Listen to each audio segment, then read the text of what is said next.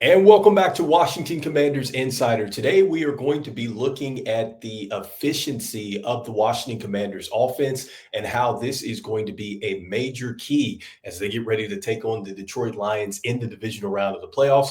We're also going to be looking at the most recent injury update and how that is going to impact this game. And so let's go ahead and start with the most recent injury update around the Washington Commanders. And so I think the first notable is that Jamison Crowder has been dealing with the hamstring, did not practice Tuesday, was limited Wednesday.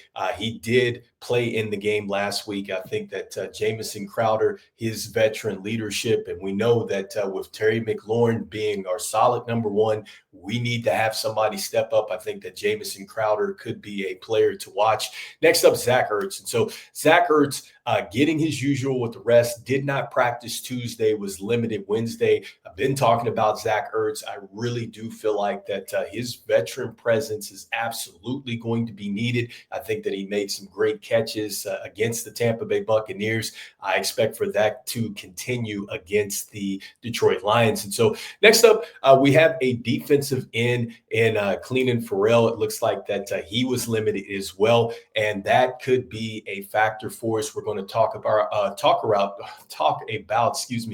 Daron Payne here in the moment, because Daron Payne on that front line for the Washington Commanders, he's certainly going to be a player that we're going to watch for in this upcoming game. And so next up, Jordan Magee. And so with Jordan Magee, this is something that Coach Dan Quinn talked about. He said that he essentially was going to be out with his hamstring, did not practice. You see that. So for the most part, we can expect that he probably won't play, but anything could happen. And I think the new injury update is that Bobby Wagner has appeared on the injury report. It looks like that he did suffer a little bit of an ankle injury in that Tampa Bay Buccaneers game. I do remember kind of seeing him limp a little bit after a play, but he stayed in. And so you see that he did not practice here on Tuesday and Wednesday. Bobby Wagner is essentially the quarterback on the defensive side of the ball. And so we certainly need Bobby Wagner to be out there. You see that Zane Gonzalez hit the game winner. He was limited with the hip, but he was a full participant today. So that's huge. And then circling this one. And so Daron Payne. And so with Daron Payne, look, I think that this is a huge injury update here, because when I saw initially what happened to him, because there's actually a tweet where it shows his hand or his finger, and I guess he dislocated it, and it's pretty gruesome. And so, hopefully we do get Daron Payne back. I think he's going to be huge. He's certainly going to be needed, because going against this Detroit Lions offense that likes to run the football, we need somebody up front that is going to help us, because we know coming into this that the Washington Commanders have really struggled as far as stopping running backs, because currently going into this, they had still have the worst running defense of all the playoff teams, giving up 4.9 in average to running backs. And so certainly we are going to need Daron Payne. And so next up, we see that Frankie Louvu, he was a full participant in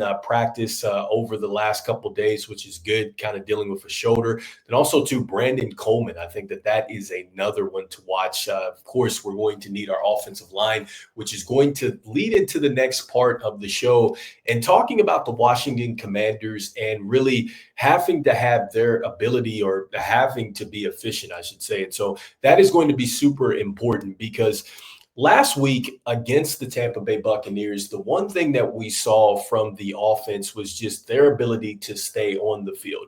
And this is going to be it has to be a huge point of emphasis as we get ready to go against the Detroit Lions, because defensively, when you look at what they present, currently right now, they are first as far as third down defense is concerned. So they are very good as far as getting teams off the field. When you look at our offense, we are the sixth best offense as far as third down conversions. And so I really feel like, especially in playoff football and even the regular season, you need to convert third downs. You have to stay on the field. And I think that when you do that, you have that chance to really wear down a defense, and you also keep elite quarterbacks off the field. And so I think that that is going to be critical. I just talked about how the defense, has really kind of struggled to stop the run. And one of the ways to stop a very good running team is that you need to keep them on the sidelines, which means this.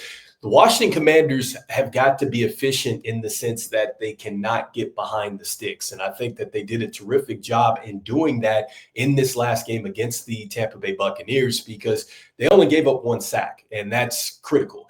And I know that there's the player grades out there, and the offensive line didn't necessarily get the best of grades. But I think when you look at the eye test, I think that they did a terrific job out there, because that team, the Tampa Bay Buccaneers, brings a lot of exotic blitzes, and you're going to see that with the Detroit Lions. They are a team that is going to be very aggressive. In fact, they are the second highest blitz rate team. But here's the deal with the Detroit Lions. They've only gotten home 37 times, meaning they've only gotten 37 sacks. They're tied for 23rd. The Washington Commanders, their defense coming in, I believe they've had 43 sacks on the year. So that just tells you just how good we've been as far as getting home to the quarterback. And so, look, that suggests to me that if you're able to hold up against the blitz, you're giving Jaden Daniels time, then that means that he's going to be able to really maximize what is happening in the secondary. That's going to give the opportunity for a player like Austin Eckler to get some separation. Zach Ertz, you're talking about De'Ami Brown, and then also to Terry McLaurin, maybe even Jamison Crowder. They're able to now get the separation that they need. They're able to kind of flatten off in these routes and get into some space and pockets to where Jaden Daniels can find them, and we can get some run after the catch. And so that's number one with the efficiency. Next up, when you make the third down marker shorter, I think then that becomes harder to defend for the Detroit Lions, because I think that what happens ultimately is that they want to really get you into a situation where you're further away from that third down marker. Then they have more, I think, of their defensive playbook that they can go to. But I think that when you look at our team, when we get you into those third and shorts, I think that that's where we become dangerous. And in fact, when you think about it, that's almost essentially how the Commanders really locked it up, right? With the Jaden Daniels scramble and the run, they couldn't get him down. And here's a statistic for you that 26% of Washington's third and fourth down conversions this season have come via the QB run. And that ranks third in the league behind the Eagles and the Bills. And so why is that significant? Well, it's significant because the Detroit Lions, as good as they've been defensively as far as holding passer ratings down and things like that, they're actually pretty bad as far as going against running quarterbacks. In fact, they give up 6.2 yards per carry, which is 31st in the National Football League. And so that suggests, man, that the Washington Commanders are going to have an opportunity to really gash them if we're able to get into these third and shorts. And we know what Jaden Daniels can do.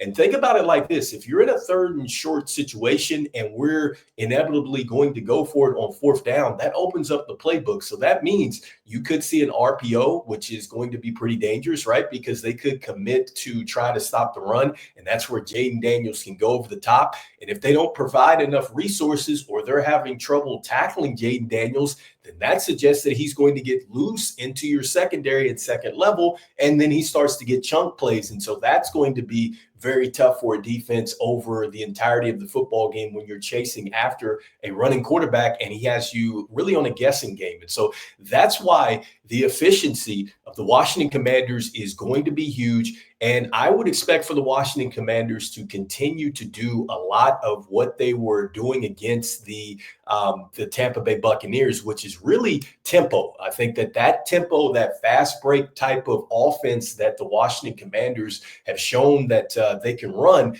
I think that it kind of puts a defense really on the brink, because now, you're trying to rush to get your substitutions in. You're getting a lot of just they're not necessarily huddling up. You get Jaden Daniels calling a lot of signals and things like that. And then there's some movement and moving pieces like that. It could be confusing to a defense, and it only takes just a little misalignment And then that's where the Washington Commanders can take advantage. And so tempo, efficiency is going to be super huge for the Washington Commanders, because we know that Jaden Daniels, really his understanding of where to go pre-snap, and then also to his determination after pre-snap, when the play breaks down, he finds ways to get it done. And credit to the entire offensive line holding up, and also to wide receivers, tight ends getting open, getting in the pockets, and getting to a place where Jaden Daniels can find them. And so anyway, let me know in the comments what you think about this most recent injury update with the Washington Commanders. Are you concerned with what we're hearing about Bobby Wagner? Are we concerned about just the rest that we're getting from Zach Ertz? I wouldn't necessarily worry about stuff like that. And also, too, what are we thinking as far as the efficiency and how that is going to be huge for the Washington Commanders offense coming up this Saturday? Love to hear your thoughts. And I wanted to end with this. Let me know, too, in the community tab if you guys want to see a live stream of this divisional round. I was thinking about doing that. I'm going to put that in the community tab, so make sure you vote on that. And as we always do, we'll continue talking about the Commanders daily, and I will see you guys on the next video. Go Commanders. All right, peace.